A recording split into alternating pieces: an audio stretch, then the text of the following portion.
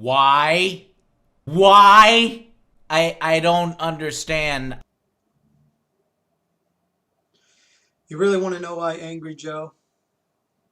Your subscribers may not like it, but allow Gamer Rant to tell you the inconvenient truth of why.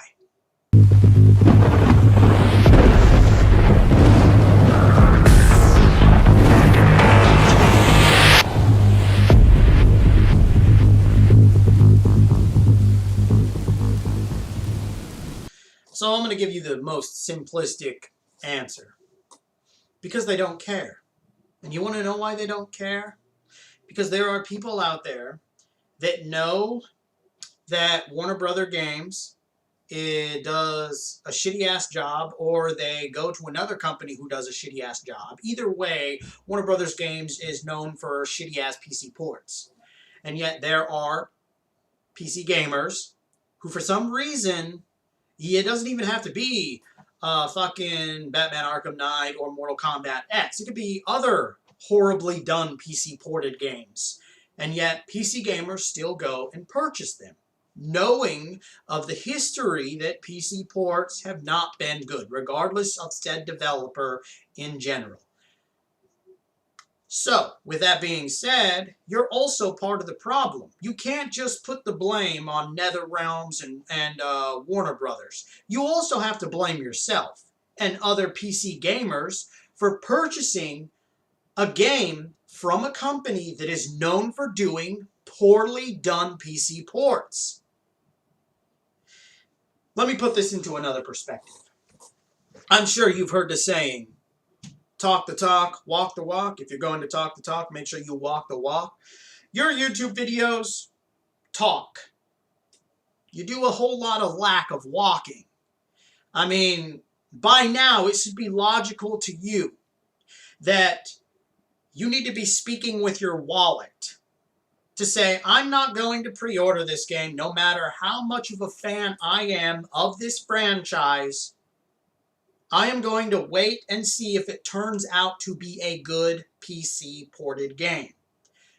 It did not turn out that way, so I'm not going to get it. Now, in your video, you also iterate that the reason why you got it is so that you could play with other players that subscribe to you. And I say unto you, that's a poor excuse. And that is an excuse. That's a poor excuse.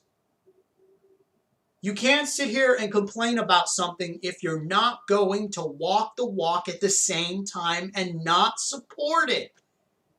Let alone complain about it, but tell other people, at least not verbally, like, hey, go get this, but, you know, metaphorically by seeing that you got it in your video, go get it now. Even though it's a shitty-ass PC port, go get it anyway.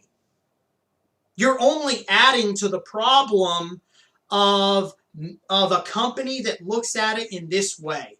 All right, PC ports are shitty, they're complaining, but who really cares because they bought it anyway. So here comes another game that's going to get a PC port, but it's going to be shitty too because no one has decided to speak with their wallet when it comes to a PC port from Warner Brothers to say, hey, we're not getting this until you get your shit straight. And what's the worst that could happen? They just decide instead of fixing it, we're not going to do PC ports? Well, then fine. If they're going to be lazy, then they don't need the money. They don't deserve the money. Much as I do, I love Mortal Kombat. I've gushed about the Mortal Kombat X. I've gushed about the reboot because I love all the Mortal Kombat games. Okay, but you know, this is starting to be a trend where we're seeing these terrible PC ports. All right, so there's a reason why because I could have just spliced out that portion where he talks basically, you know, that this is a problem. I could have done that, the very end of the video clip that you just saw.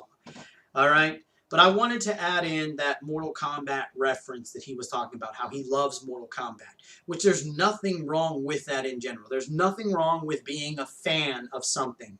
But there needs to be a line that separates a fan from a fanboy. A fan wouldn't have bought the PC port knowing that the company does not do good PC ports. A fanboy, on the other hand, is going to purchase the PC port because for some reason they just have to have it. They'll just talk and complain about it later. Once again, Angry Joe, you have the talking down. You completely lack the ability to walk the walk. You can't sit here and put all the blame on Warner Brothers or NetherRealms because you're also part of the problem. And every other PC gamer that bought this game that wants to complain about it, you're all part of the problem.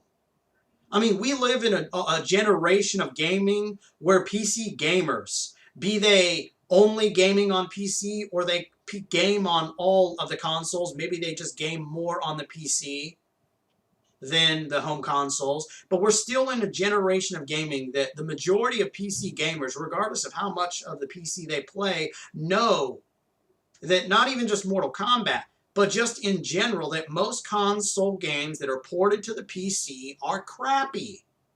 So knowing this information, why would you go and purchase it when it has a bad history of biting you in the ass? We're not getting Kombat Pack 2, which is super exciting.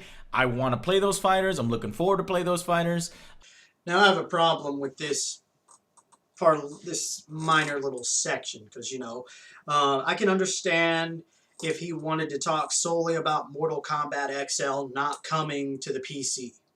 But in my opinion, to sit there and talk about how certain DLC isn't coming to the PC, I think you'd be more excited because who would want that bullshit on your hard drive? Especially when you have these segments in your Mortal Kombat X review video. Realize later is that it's just in your face. Press X to buy Goro. Press X to buy. You know what? Goro is on the goddamn disc, complete, 100% on the disc. But if you didn't pre-order him, you're going to be paying $5 for something that you already technically paid for. This is absolutely wrong, and it should not be in our fighting games. This type of shit is not the things that we want to see in our fighting games. That some of the characters in the single-player story, Rain, Baraka, and Sindel, could have actually been playable with full movesets already in the game. But no, they're limited to story mode. I guess probably for more paid DLC. So when you actually look at Kombat Pass 2 and what it contains Goro, alright, because you get Goro in Kombat Pass 2. So, as we saw from his MKX review, he did not like the fact that Goro was a pre-order bonus download and, of course, also already locked on the disc. He had an issue with that, but yet Goro is a part of Kombat Pass 2. We also have Bo Raicho, who is also a part of the Kombat Pass 2. Now, Bo Raicho is also in the story mode. I don't think you actually fight against him. I think he's more just there in a cutscene. I can't quite remember because I pretty much watched all the story mode online. I was like, fuck it, I'm not going to fucking buy this game. So I'm just going to watch other people in the story mode. And yeah, it wasn't that exciting within of itself. But still, a character that's in story mode, but yet not available for you to fight as. But guess what? Now it is because it's DLC. And just like Mortal Kombat with a brand new character, Scarlet, they're going to give you a brand new MK character once again that you have to pay for instead of actually putting it in the game, which it already should have been. And I believe it's a Tri-Cyborg. Are we serious? So how is it that you're going to sit there and have an issue that you don't have access to Kombat Pass 2 on the PC?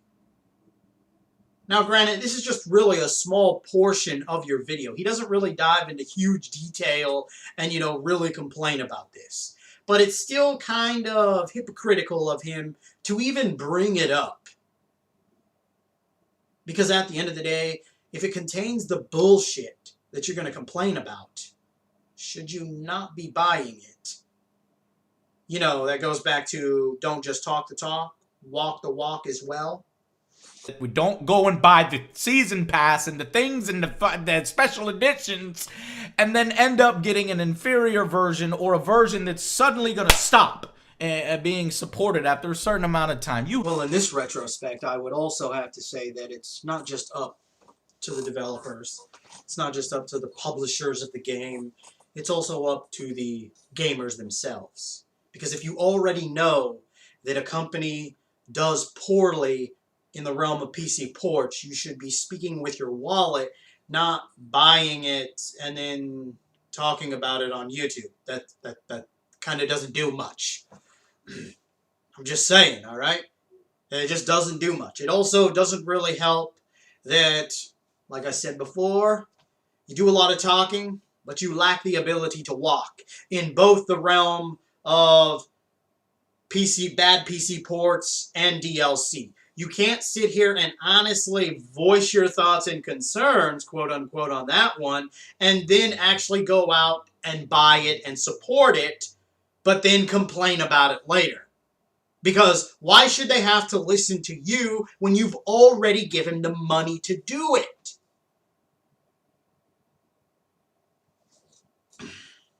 Anyway, I hope you enjoyed this video response to Angry Joe in some facet or that thereof. And remember, gamers, if you're not voicing your thoughts and concerns about the hypocrisy of some gamers, like Angry Joe, you just might be a part of the motherfucking problem.